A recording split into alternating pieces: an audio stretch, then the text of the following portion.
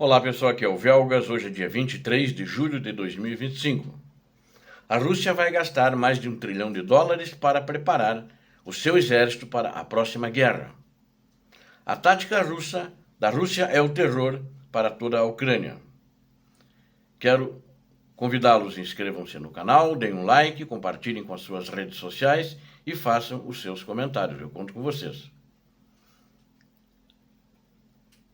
A Rússia, para cumprir as ameaças de invadir países da OTAN, principalmente aqueles países que faziam parte da antiga União Soviética, ou do Pacto de Varsóvia, né, da Cortina de Ferro, ela vai precisar investir no seu exército 1,1 trilhão em preparação para a guerra.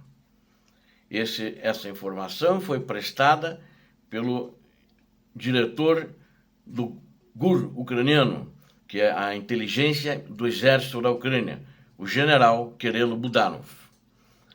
E ela vai ter que gastar pelo menos isso em rearmamento, mobilizar também a política dela, a economia e sociedade na próxima década. Isso vai demorar muito tempo, pelo menos uma década, na minha opinião. E olha lá, acho que no jeito que ficou a Rússia, ela vai ter que investir e vai ter que trazer dinheiro de fora. Agora, será que os países ocidentais vão ajudá-la? Vão fazer empréstimos bancários para a Rússia se preparar uma guerra em grande escala contra eles?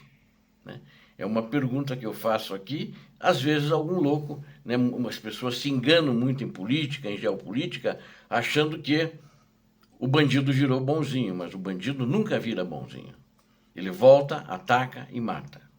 O ditador da Rússia, Vladimir Putin, então ele já está planejando alocar esse dinheiro para rearmar a Rússia até 2036. Ou seja, um período, pelo menos a partir de hoje, é 11 anos, né? De acordo com ele, esse general Kirilo Budanov, que é o diretor principal da inteligência da Ucrânia. Este será o programa de armamento mais abrangente empreendido pela Rússia, desde o colapso da União Soviética, da famigerada URSS. Há uma mobilização total da política, da economia, a sociedade russa para se preparar para uma futura guerra em larga escala, falou Budanov. E como parte de sua reforma militar, a Rússia criou 2 novos distritos militares, os distritos de Moscou e de Leningrado, segundo ele, e planeja formar novas divisões de tropas no seu exército, novas unidades e formações militares. A Rússia busca desmantelar a atual ordem econômica mundial e também de segurança mundial. Ela quer impor a sua ordem, que na realidade é uma ordem que ela vai de encontro à China, que também concorda com ela. Eles não querem que os Estados Unidos da América seja hegemônico nessa situação. No entanto, enquanto os Estados Unidos da América forem o país mais rico do mundo, com o exército mais poderoso, acho que não vai ter muito jeito, né? E não é pela força que eles vão conseguir isso, mas pelo poder econômico que a Rússia nunca teve e acredito que depois dessa guerra com a Ucrânia nunca terá. Moscou também aumenta a sua presença na África, que ela já tinha, principalmente por meio de suas forças representativas, que eles chamam, mas na realidade são mercenários do grupo Wagner, né?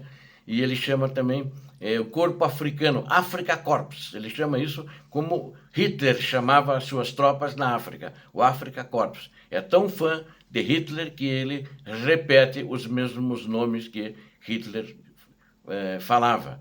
E ele apoia os regimes autoritários e sanguinários africanos também, organizações terroristas em todo o mundo. A Rússia está conduzindo ativamente operações híbridas de informação e cibernética em outros países, né? Isso é público, isso, né? E ela usa a mídia, ela paga pessoas da mídia local nos países em que ela quer exercer influência, ela paga os influenciadores, né? que são leais a Moscou. E, inclusive, ela procura pegar aquelas pessoas que são leais a Moscou por afinidades ideológicas. E em países também, ela procura estabelecer relações com aqueles partidos políticos ou governos que já, desde há muito tempo, as pessoas no poder, ou se não estão no poder, são políticos mesmo na oposição, com afinidades ideológicas para interferir em processos democráticos. Moscou busca promover a sua própria versão de uma ordem mundial, onde grandes potências, especialmente a Rússia, que não é uma grande potência, é uma potência regional, mas ele se coloca como uma grande potência. Pelo PIB dele, já antes da guerra, já dizia que ele não é uma grande potência.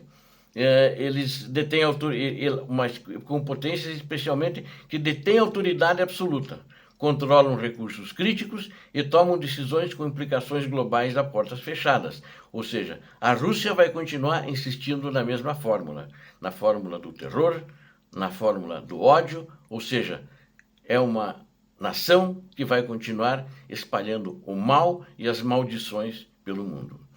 Enquanto isso, quero discutir um ponto de ruptura na força de trabalho russa. É diferente do que eu anunciei lá, acho que eu li alguma coisa que eu já falei no outro vídeo, mas na realidade quero mostrar como a Rússia está mal, porque existe um ponto de ruptura na mão de obra, na economia. Não vou falar de exército agora, não vou falar de guerra, quer dizer, vou até citar a guerra, mas não vou fazer uma análise sobre isso, vou fazer uma análise sobre como está a situação e em relação à mão de obra. A Rússia, ela fez um anúncio impressionante.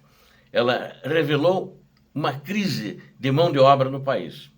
Agora, em tempos de guerra, porque essa crise de mão de obra foi causada justamente pela guerra criminosa, essa maldita guerra movida contra a Ucrânia, pela Rússia.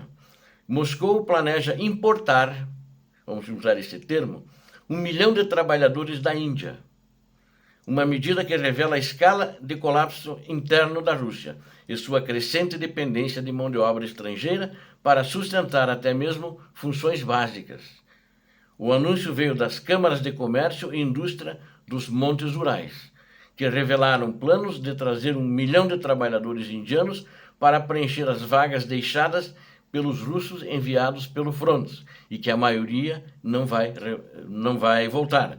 Vejam vocês, eles vão trazer 1 milhão, mas notem que esse número não é coincidência. Eles já perderam mais de 1 milhão de soldados na guerra, movida por eles.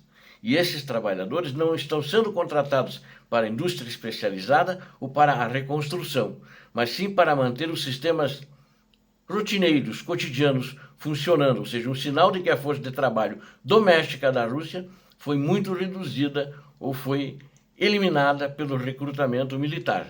Enquadrar isso como uma iniciativa comercial mal esconde sua real função, que eles estão tentando dizer que é uma questão comercial, é das câmaras de comércio, jogaram para eles fazer esse anúncio.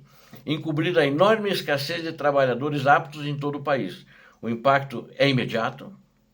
E embora a mídia estatal tenha ignorado amplamente a notícia, veículos e autoridades regionais a confirmaram discretamente e o anúncio circulou amplamente em canais com foco militar. Ou seja, eles estão repondo o que eles mesmos mandaram matar. Os poucos comentários que emergiram dos políticos russos foram vagos e evasivos, focados em parcerias econômicas em vez de abordar a questão subjacente. Eles querem se esconder, eles têm medo, inclusive, de falar sobre o assunto guerra, porque essa guerra é maldita e faz mal para a Ucrânia, mas faz mal para a Rússia também. Mas a medida não passou despercebida. Quebrou a poderosa ilusão de que a Rússia, apesar do aumento de baixas e de mobilizações, poderia depender indefinidamente de sua população. Esse momento também revela um crescente cansaço na sociedade russa.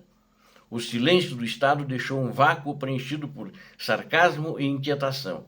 Associações de veteranos russos e analistas militares, muitos dos quais apoiaram mobilizações anteriores, estão agora começando a questionar a lógica de substituir cidadãos recrutados por estrangeiros. Seu tom mudou de confiança patriótica para desconforto contido, uma tendência que aponta para um declínio mais amplo da narrativa de guerra. A escala desse declínio foi ressaltada por um acontecimento separado poucos dias antes.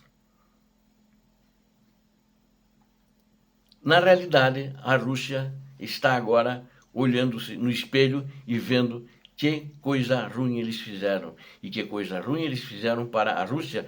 Na realidade, eles não sabem o que fazer. Na realidade, eles falam em rearmar o exército, aquela coisa grandiosa da Rússia, grandiosa, que na realidade só foi grandiosa nos palácios dos tsares, mas fora dali nunca foi grandiosa.